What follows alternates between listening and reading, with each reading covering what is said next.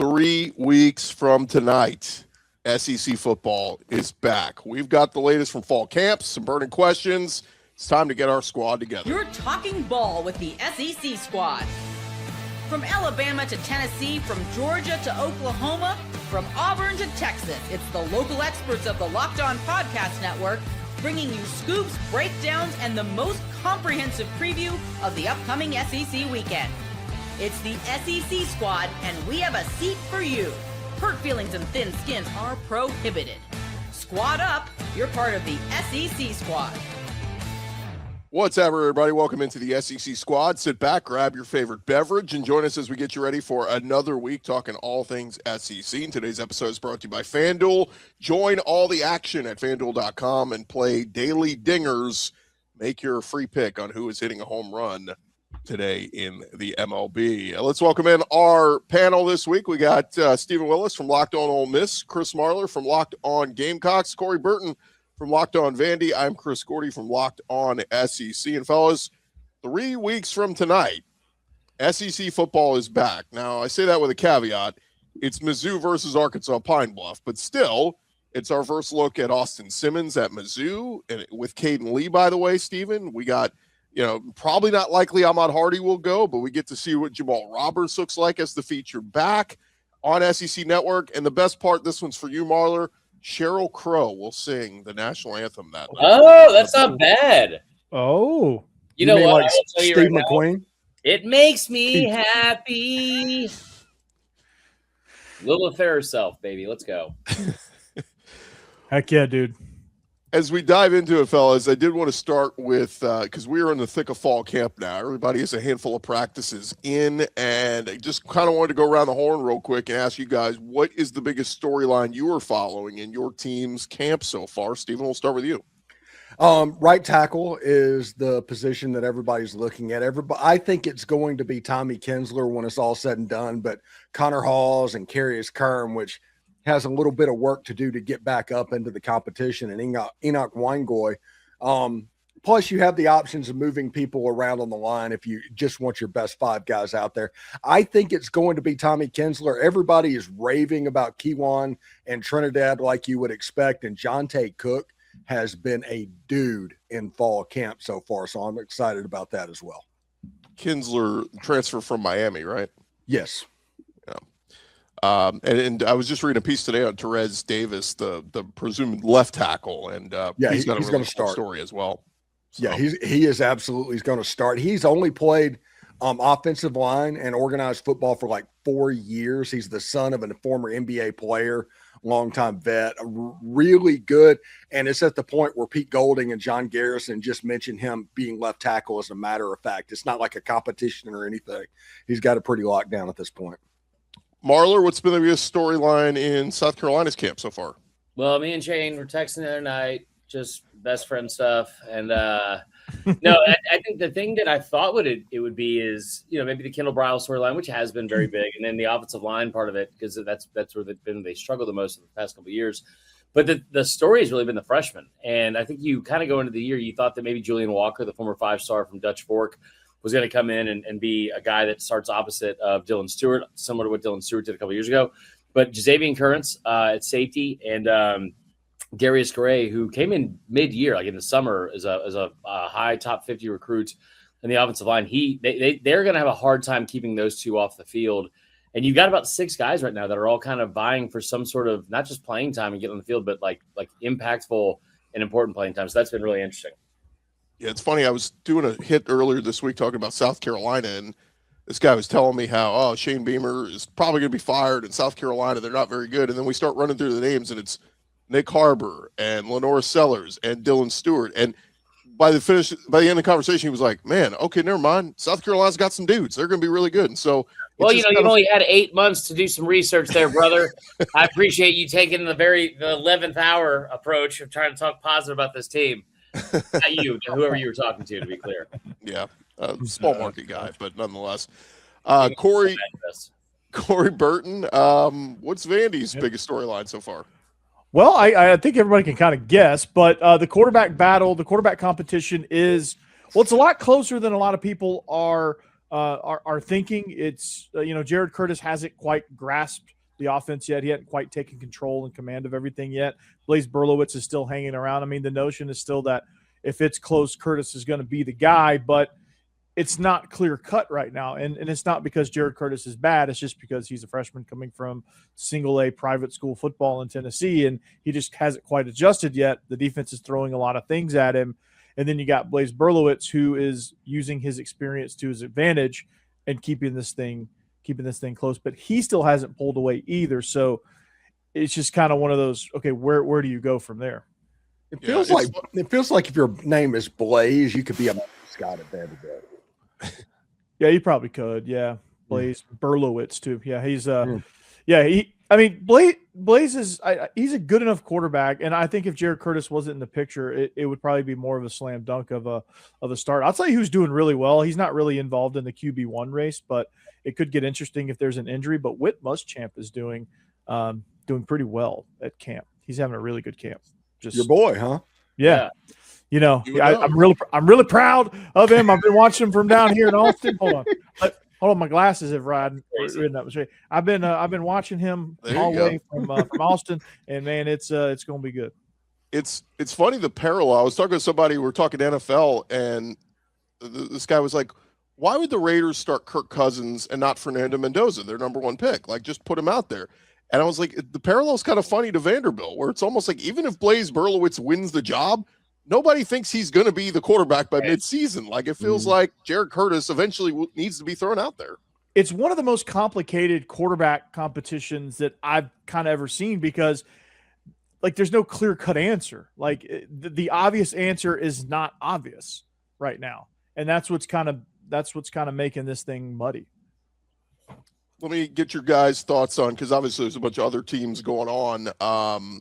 The Alabama and Tennessee quarterback battle seem to be the two biggest that everybody's watching. Florida as well, but we'll start with Alabama. It was kind of interesting. Pete Thamel saying on Wednesday that he wants to make a decision. He said about a week and a half into camp. Now I think Bama's got a scrimmage coming up, and so where are you guys on the Alabama quarterback spot? Should it be Keelon Russell, or will it be Austin Mack, the guy who's been in their system for going on 4 years now? When the coach puts a timeline on that, he's already made his decision. The reason it's not been announced is because he doesn't want to mess up anything. I think it's going to be Keelon Russell. He had the big spring game, and from all accounts that I've heard, he's doing very well in fall camp as well.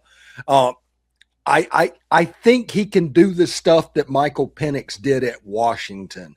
I think that's the role you see with Kalen DeBoer and all of that. That seems to be the goal. I don't think, for whatever reason, really good quarterback probably could be all right with Austin Mack, but Keelon Russell, his ceiling is probably that one step higher, and I think he gets the job because of that. Well, look, if anybody can relate to college football blue-collar fans, it's Pete Thamel, the robot over at ESPN, who this is what he said yesterday on SportsCenter. Austin Mack is like investing in the S&P 500. There's going to be ups and downs, but you're going to get steady growth. On Keelon Russell, he's a little bit somewhat like a semiconductor stock. There's going to be big swings, maybe a little more vulnerability, but at the end of the day, the higher profit margin is going to be enticing. And I went, Pete, man, you get football fans. You know exactly the comparisons. Pete Thamel's AI. He's an AI avatar. He's a bot. Yeah. I think that's going to be I think that Austin Mack has really done better in this, and it's lasted a lot longer than I thought it ever would. Will say that I think that the Keelon Russell, I've maintained this from day one, is Keelon Russell is not just a 5-star quarterback at Alabama. He's the highest ranked recruit in the history of the program. And that doesn't necessarily matter to saying that that guy's got to start. Steven, like last year's a perfect example, Austin Simmons, huge recruit. Obviously, Corey, what you just mentioned. So it's not saying that that automatically translates into they should be the starter. But I'll tell you right now, I've been very firmly in the camp of Austin Mack has taken a lot of reps to the first team running back and center, so he's getting every opportunity. I've been very much in the camp that he is not going to be on the hot seat this year because they cannot afford to fire him for $67.5 million. If you want to find out how quickly this thing can turn on you, no matter how big that contract is, figure out a way to have Keelon Russell run off because he didn't start this year. And Julian saying the day you got on campus because of the same quarterback, if that quarterback doesn't come in here and go win you a bunch of games and get you near the national championship, because that's what he's done with Austin Mack. He didn't know who Julian Sayin was. Julian Sayin leaves Ohio State. I think, last time I checked, doing pretty well. That is a dangerous game to play with anyone, but especially that fan base. Yeah, I almost feel like I have to mention this because I said this to somebody the other day that go look at 247. They've got Keelon Russell as the highest rated Bama recruit of all time, ahead of Bryce Young, Andre Smith, Cyrus Kwanjo, Najee Harris, Ryan Coleman Williams, Cam Robinson, Deshaun Hand, Landon Collins. I mean, the list goes on and on. It's wild. And I'm like, if that guy's the greatest recruit to come to Alabama ever, you're really going to tell me he's going to sit for 2 years? Like, going to the second year, he's just going to sit? I think that you look at this if you're Bama, and I don't know if they're going to look at this. I am not as high on Alabama this year, but I would say that part of it's because you have 7 total seniors on this roster. And I kept saying you have to look at this for a 2-year window of like, they've recruited really well. They've retained all that talent really, really well. That's probably why their recruiting this year has kind of gone down. But you do not want to set yourself up in a situation where next year, you're not supposed to win the Natty. You're supposed to make the playoff this year. Like, I don't know why you would not try to build on success and ensure that this kid's coming back next year. Yeah. And on top of it, I mean, if you go with Austin Mack, and let's say he goes 9-3, and you have a nice season, but you missed the playoff, then are you starting Keelon Russell in 2027 with barely any experience? It just feels like get him out there, get his legs under him, and build for a 2027 championship run and see what happens. That's what I've been saying about Jared Curtis too. I mean, it's a very risk averse thing, Chris. Sorry to cut you off, but like, it's a very risk averse thing to start Austin Mack. He's the safe quarterback. Keelon Russell has the highest upside. He's going to give you everything you need from, long term for what Alabama needs to be a good to get back, or hopefully get back to the level that they've been at. So that's something to consider there too. It's got some parallels with the Vanderbilt quarterback battle as far as like high floor versus high ceiling. Do you really want to sit here and like, again, he's not on the hot seat this year because mathematically and financially that is not going to happen. Like, you can sit here and say the fans are going to get mad if they lose a bunch of games. Well, those fans are not the one deciding on whether or not he stays or writing the checks. That, like, it's pretty simple. But if you want to play this game where he sits for another year and you're just like, oh, we had a great relationship, he's going to stay, surely, and he's not going to go.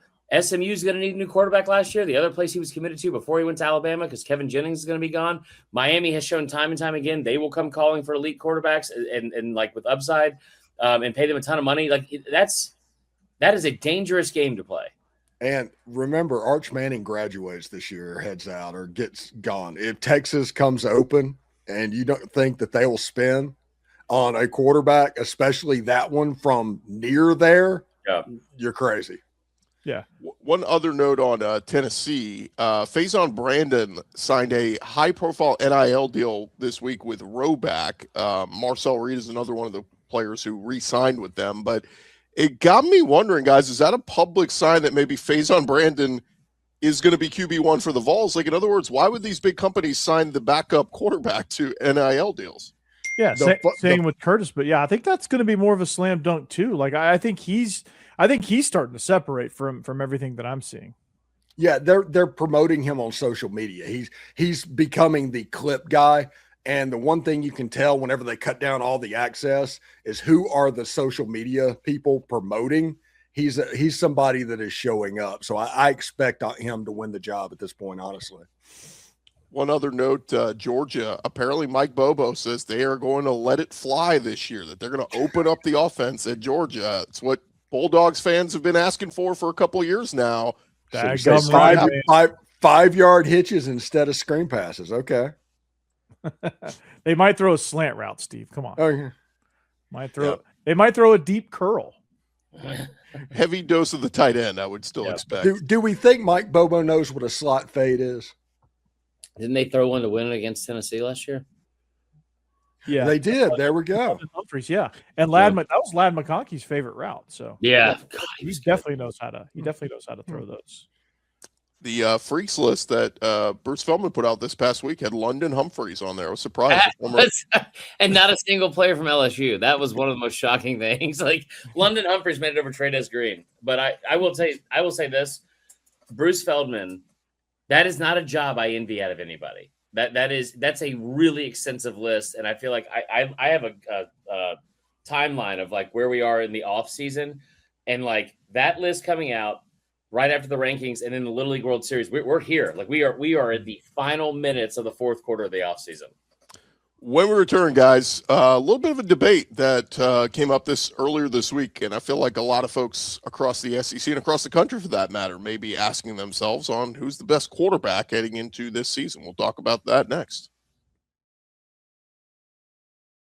Hey guys, today's squad show is brought to you by FanDuel. Baseball fans, if you think you know who's hitting a home run today, FanDuel is giving you a free chance to call your shot with daily dingers. It is easy to play. You just make your free pick for who you think will hit a home run in their game. If you're right, you'll receive a profit boost to use on your next bet for a chance at extra innings, or extra winnings rather. Best of all, you can make a free pick every day throughout the MLB season. Daily Dingers is another fun way to stay engaged with every day's games, whether you're following your favorite team or keeping an eye on matchups across the league. Every game is someone capable of going deep.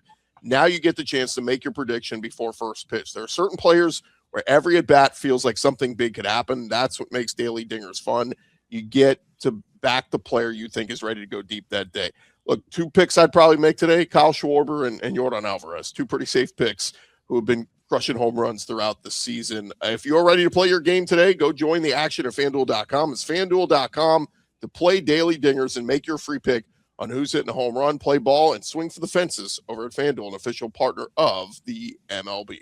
We're along here on our squad show. I got into this debate earlier this week, guys, and I'm curious to kind of hash it out. It's good we got Steven with us, but somebody was debating with me on who is the best quarterback heading into the 2026 season. Is it Arch Manning or is it Trinidad Chambliss? And we're seeing a lot of these quarterback lists are coming out, and particularly from the SEC, it's kind of a consensus that, you know, those guys are the 1 and 2. But I'm curious, what say you guys? Steven, we'll start with you because I think that's the obvious answer, but who do you have as the best quarterback? Well, you know, for just being honest about it, I think there's 2 schools of thought on this stuff. There's NFL prospect and there's college quarterback. Trinidad Chambliss is by far the better college quarterback, and I think he's the best college quarterback in the country. But he might not be the best NFL prospect. That might be the guy in Austin or the quarterback at Oregon or Julian Saying and all those guys. But Trinidad Chambliss, for my money, is the best quarterback in all of the sport. And I don't know if I would really entertain anything other than that. But I do get the Arch Manning thing if you're looking at it from NFL prospect land. Corey? Steve, you hit the nail on the head right there. I mean, I think when it comes to just a quarterback that you want to run your game and win your game and win a playoff game, it's Trinidad Chambliss. The guy can do everything. He's got escapability. He can move the pocket. He can throw off platform.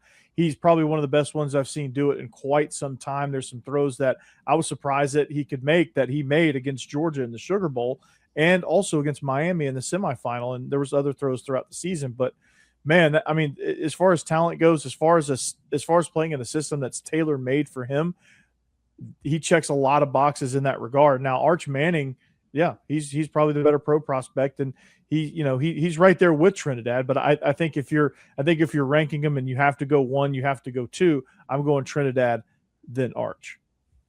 Marler, what say you? What are y'all talking about? I wasn't listening to anything. No, I'm kidding. I think this is the easiest decision and easiest ranking of the offseason. It's 1 Trinidad, 2 Arch Manning, and I think it's probably, I don't think it's a severe drop off. I think the quarterback play is going to be very, very interesting this year. I think the more important, not more important, but like more intriguing question is going to be where do you go after that? Because I think Gunnar Stockton's a guy that continuously gets. I think you go Gunnar Stockton. I mean, he's right there at 3, and if Trinidad and Arch Manning weren't there, Gunnar would probably be number 1. But I think after that is Lenore Sellers. I'm telling you. Him and a Kendall Browse offense, he's built an lab for that. But I also agree with what you said earlier, Stephen, which is like it's hard to figure out like where are we going with this? Like it's like the top 25. Are we saying right now, here's what I think the best teams are. Is this where they're going to end up? For the quarterback thing, it's like I am fully on board if you want to say Byron Brown should be ranked in the top 5 because of his production, but it's like he hasn't done the SEC. We saw last year what that looks like with John Mateer. Marcel Reed, Lenora Sellers, Byron Brown. I feel like I'm missing one that are all like 3-year starters at the FBS level going to year 3, maybe not necessarily all at their current, like team, but I think that it's interesting who will be around 3 to 7. I do think that Lenora should be up there in the top 5 for sure. And then the stuff with Sam Levitt, I mean, I've been at those practices a lot. I think he's going to put up really good numbers. I do not think that his skill set is necessarily that much better than the other 2 guys we just mentioned. But he is going to put up ridiculous numbers because everyone does in a Kiffin offense. Yes, he's going to put up 3,000 yards in the season. That's the bare minimum. That's the floor in a Lane Kiffin offense. What determines year 1 Matt Corral or year 1 Jackson Dart versus year 2 of both of them is the interception rate. Corral threw 6 interceptions at Arkansas. So the timing and all that's where the problem will lie, just as somebody that has ridden the Lane Kiffin roller coaster. Well, let me give you the pro for Arch Manning and what this guy was making a case for. He said, Trinidad, we're basing our opinion on Trinidad on what we saw from him down the stretch of last season. But look at that receiver room. 90% of his receivers are gone. Deuce Alexander's back, but it's a whole new receiver room. And Lane Kiffin's gone, and Charlie Weiss Jr. is gone. He was making the case not that Trinidad is bad, but that maybe we're elevating him because we're thinking of the last Trinidad we saw with all those coaches and players around him, whereas Arch now brings back Ryan Wingo, brings back Emmett Mosley, and adds Cam Coleman. That was his case for why he puts Arch slightly ahead of Trinidad. I will say this in this conversation, because I've heard it all off season like that. Joe Judge returning to Ole Miss was absolutely huge. There's a lot of the free release stuff that New England used to do with Tom Brady, to where there's just like a 3-yard hitch. If it's available, they just take it right now, make a man miss and get first downs and like that. And John David Baker was the co-offensive coordinator and was at Ole Miss before Charlie Weiss even got there. Then went to East Carolina and took the worst offense in college football and turned it into a top 15 unit. So we're not going to change systems.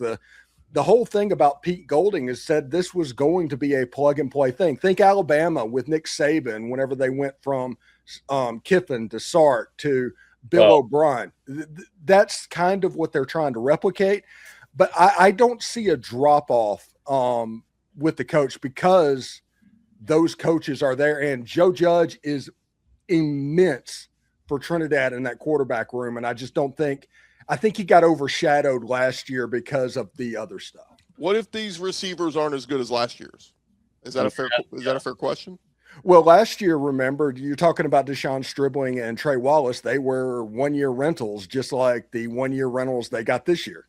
It's not somebody that has been in the system. So Jonte Cook, I think he's going to be a star. He has the potential to be the best slot receiver that Ole Miss has had since Elijah Moore. When you have Deuce Alexander, he's going to play on the outside. I've heard rumors of 12 personnel and Caleb Odom at tight end and Luke Haas, and changing that around and just trying to get weapons on there. Now, if the receiving core is not quite as good, okay. But if you take one step back, it's not going to affect you because the defense is going to take a step or two forward. If you take 5 steps back, that's going to be the problem. And I just don't think Ole Miss is at a point to where they sign players that would take them 5 steps back. But you would agree Cam Coleman is better than any receiver currently on Ole Miss's team. Yes, but Arch Manning is not near Trinidad throwing the football. There's an accuracy problem. And there has been his whole career. So Cam Coleman's going to make some great catches and do all that, but he's also going to have some surefire touchdowns that get overthrown. It's one of those things. So it might be a little bit better and everything going on, but I don't think that Arch Manning is at a level to where he's going to compete with Trinidad Chambliss at this point. That was a good debate. I thought Steven might break some things with that argument, but he didn't. He kept a level head and stayed. You know what? Debate. He was talking to himself about how great Ole Miss was. Hey, come on, man! I talked about Lenore's too. That's true. That's true. I think they're going to be good. I just have a hard time believing they're going to take a giant step back. I do think there's also an argument to be made though about like because we've talked at length about how like hey, how is this offense going to be so great without Charlie Weiss and Lane Kiffin? But there's also an argument if you want to look at like the devil's advocate side of that is like, well, how is this offense at LSU going to be so great without Trinidad Chambliss and some of those guys? Because he is the best quarterback I think in the country, and I think it's one of those things too where it's like you really didn't want the season to end because he just felt like he got better every single week, I just don't see that necessarily trailing off. Yeah, and LSU fans that might be watching this with Lane, I know you're excited and you're like, hey, we're going to have Jackson Dart, we're going to have Matt Corral. But you're not going to have year 3 Jackson Dart. You still have to go through 2022 Jackson Dart where he was linebacker blind at times. So it's a growing process. He's going to be fine. LSU's going to win a ton of games. But I would pump the brakes a little bit on it this year, honestly. The Texas thing is just intriguing too because their schedule's just brutal. I mean, like you just would if their schedule was easier, I think I'd be a little bit more on board. Hey, Arch is a lock for the Heisman and all that, but it's a tough schedule. Yeah, they are all in this year too. So if for some reason they drop that Ohio State game and maybe lose to Oklahoma for their second loss, it could be an A-bomb in Austin. All right. One more question when we return here real quick on the squad show, and it's pertaining to Netflix and the SEC. That's coming your way next.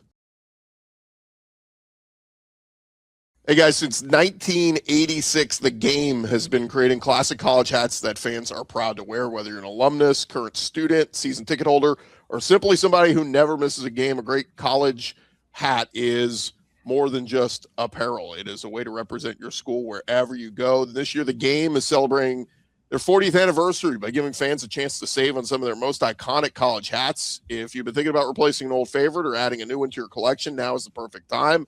Classic college hat is something you can wear year-round, whether you're going to a game, running errands, or, going on vacation. I can't tell you guys how many places I've been this summer, people on summer vacation, and they've got their Game hat on with hundreds of officially licensed college hats to choose from. You'll find the perfect fit for game day and every day. Don't miss this chance to celebrate 40 years of the Game with 40% off your entire order. Visit thegamecaps.com and use promo code LOCKEDON at checkout. That's thegamecaps.com, promo code LOCKEDON. Celebrate 40 years of the Game with 40% off, but don't wait. This anniversary offer will not last forever. All right, guys, final segment here on the squad, and this kind of caught me. I thought this was kind of understood, but it made news this past week that the Netflix show that aired on or about the SEC last summer, there is no show this year. And again, not a surprise because we would have heard about them filming throughout last season.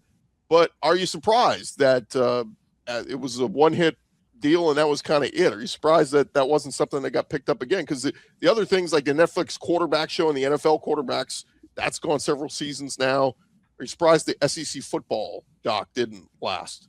Not many people did it. That like the teams that were going to be very successful didn't participate last year, even when they did it. And because of that, you probably didn't get the interest of what was going on. I think the biggest team was Brian Kelly's LSU. And last year, going through the season, we all know how that ended up. But I don't think there was any Alabama. There wasn't any Georgia or Ole Miss or Texas. And you just end up watching, Vanderbilt, Kentucky, and stuff like that. And Alabama was definitely on there. They were on there getting beat by Vanderbilt.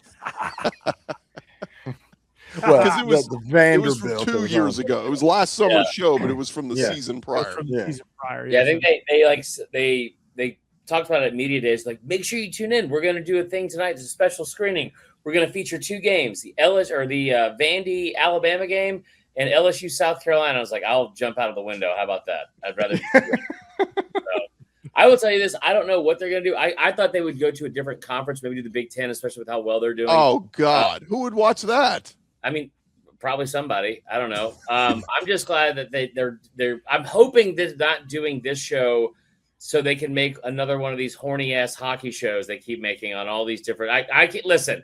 If I have to hear one more thing about these hockey shows that my fiance keeps watching, I don't think we're going to make it to the wedding, boys. So I would much rather have Big Ten football than heated rivalry or whatever those things are. Well, he is going to do the Locked On Rutgers hit, so we're I mean, look, you want to convince me Netflix does the thing on Ohio State, Michigan, maybe even Indiana or Oregon. I can hear that, but you really want to do a doc on Wisconsin? But that's the thing that's different about this conference is like you could figure out a way to tie the vanity like element to this, and people would watch it because they have that moment where it's like, hey, we're gonna do a preview of Northwestern playing in that little Erector Set stadium full of 12,000 people against Oregon. You're like, okay, I'm good. I'm gonna go watch the WNBA. I'm sorry, Rutgers and Purdue participating in a Netflix documentary would be electric. I'm sorry. It's like we're going for 2-10. We're going to happen this year. It's going to happen. We're going to go 2-10. Steve, I had somebody try to convince me. Fired up over there now. You're getting fired up. I'm team spoiler maker. Yeah. Somebody tried to convince me that the Big Ten collectively has better coaches than the SEC, and I just who was it? Brett Bielema. Him? Well, yeah, him. Find your number and call you. The Purdue athlete. The other night, I was eating a bowl full of banana pudding with my hands, and I saw what you were saying about my team. I just so you know, we won the Cheez-It Bowl 3 years ago. Like, all right, Brett, thanks, it. The Purdue athletic director saying, if you want to win championships, come here. If you don't, go to Indiana. My goodness, man. I was like, oh boy, what can you get? I don't even know. Oh God. So I know I'm not going to tell you where they hired him from. It's like the Moneyball GM. He does not watch the games. Without Googling, can you guys name the Rutgers head football coach? That's that's Schiano. Yeah, Greg Schiano. Yeah. Just checking. How about the UCLA coach? The guy from KMU. Okay, Chesney. what's his name? Bob Chesney. Yeah. It's not Kenny Chesney. just try to make a point. Like, we can name all the SEC head coaches, but Big Ten, there's definitely a drop off. So is Barry Odom the Indiana or the Purdue coach? Yeah, I think he's still there. I don't know who's at Arkansas, nor do I need to either. So Ryan Silverfield, Ryan Springfield. No, it's just funny because there was that article this week on coaches on the hot seat. It was like Luke Fickell. It was like a dozen Big Ten coaches. I'm like, how do you have the best coaches and you're all in the hot seat? Yeah. Well, I heard Silverfield put clocks back on the wall, so that's something. His aura and his anyway. All right, that's all for me, folks. That's it for us, guys. Make sure you follow and subscribe to your favorite SEC show. We'll be covering your favorite team every day throughout the season. Don't forget, I'll have you covered on the entire conference every day with Locked On SEC. We're part of the Locked On Podcast Network, covering your team every day. Have a great day, everybody. Talk to you with another edition of Squad Show next week.